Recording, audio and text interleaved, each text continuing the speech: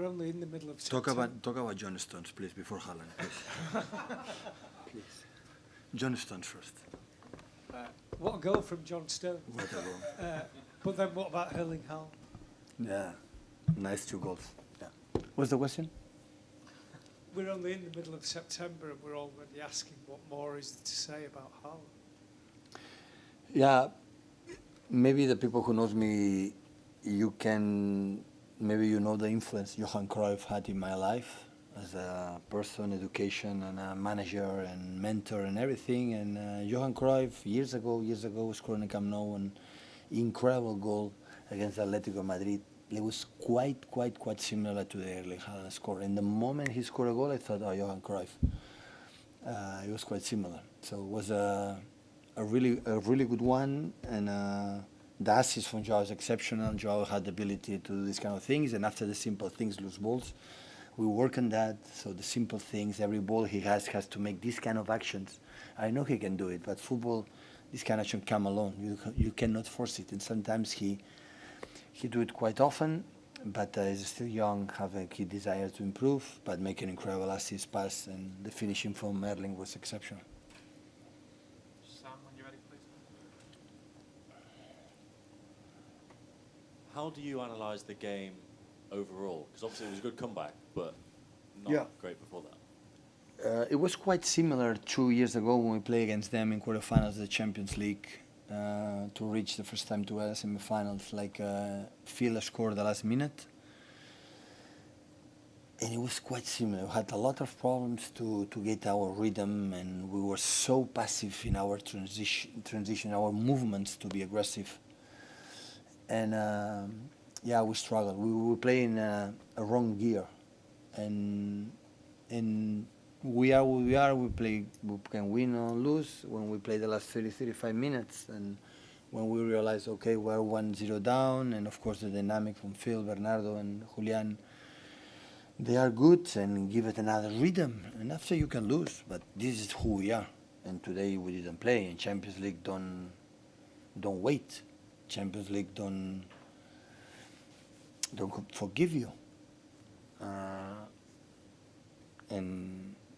And they defend really well, like what happened 2 years ago, and hopefully we can learn the lesson for next Saturday at 12:30 against one of the toughest opponents we had in the last year's Wolves, and maybe it's going to help us when we go to Dortmund to play the second leg.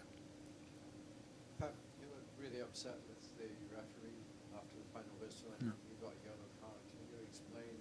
Yeah, well, first of all, well deserved it. I apologize to him, and I live in Italy, so I love that country. But I said to him, so all the game was conducted like fault, and meaning was fault against fault, and fault. And the last minutes is fault against Phil, and he didn't whistle. And after the action from Phil, I guess, well, it's a good yellow card. So that was the comment. So I'm sorry, and nothing happened.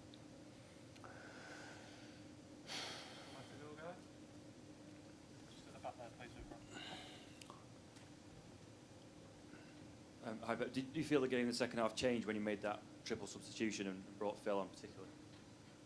We changed a bit the rhythm, but a part which was for the players, but I would say because we were 1-0 down and the players.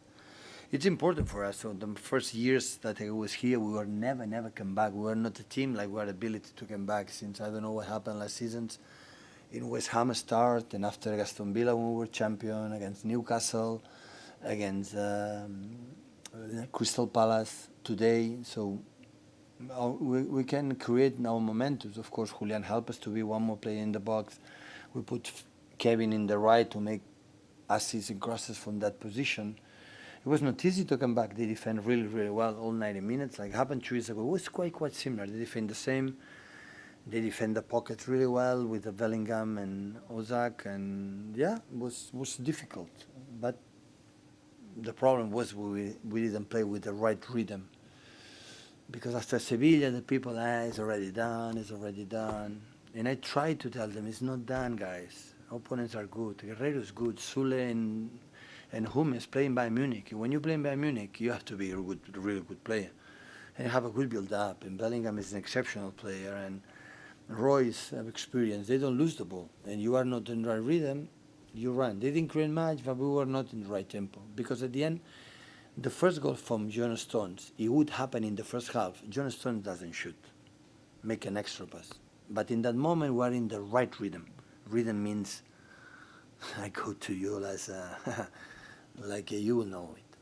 And in that moment, John is in the rhythm and make an exceptional goal. And that's happened sometimes, a lot of games, sometimes maybe 7, 8 days. We had competition. We lost a little bit our pace, the rhythm, I don't know. But Champions League, you have to learn it. So we cannot play the 60, 65 minutes we played. We cannot. So we are a different team. It's not about win or lose. It's not. It's every single day. That's why we are here in this big club. You have to perform well. The perform well is go our principles, our who we are, do it better than we have done. It's a good lesson winning because we are in the perfect position. Apparently, all respect for Copenhagen. We had 6 points against the toughest opponent, so that is a good. So against Copenhagen, we have the chance to go through to the next round after World Cup and after focusing the Premier League. Hi, Pep. You mentioned him a couple of times there, but how important was Jude Bellingham stopping your midfield playing, and how impressed are you by his maturity as a guy who's 19 years old? I was impressed 2 seasons ago with 7. Now he's 19. With 17. I was impressed with 17. Imagine with 19, he's grew up. So yeah, he's able to defensively follow Gundo or Kevin in the pockets and win the duels. The transition is fast. Have the sense for the second position right to the box. The goal is score. So yeah, exceptional player. So I think everybody knows it. Not because manager Manchester City is going to tell you. So everybody knows it. Just back on Erling's goal, how hard is it for a striker to execute that kind of acrobatic finish? And is it something that can be sort of learned, practiced, or just an instinctive finish? The first impression that I had, I remember a little bit my dear friend Ibrahimovic, that have this incredible ability to put the leg on the on the roof. So, and Erling is quite similar on that.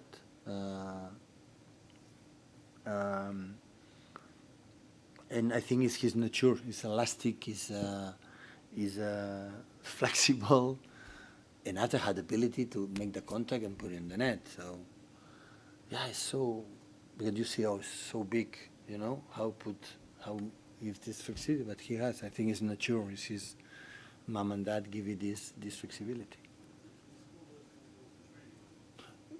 Yeah, but not much, but because has ability to score goals like Julian. Julian both have a sense. Julian again had the chance. Always when he came, always had there the chance, and Erling the same. Today was happened. Thank you, guys. Okay, guys. Good night.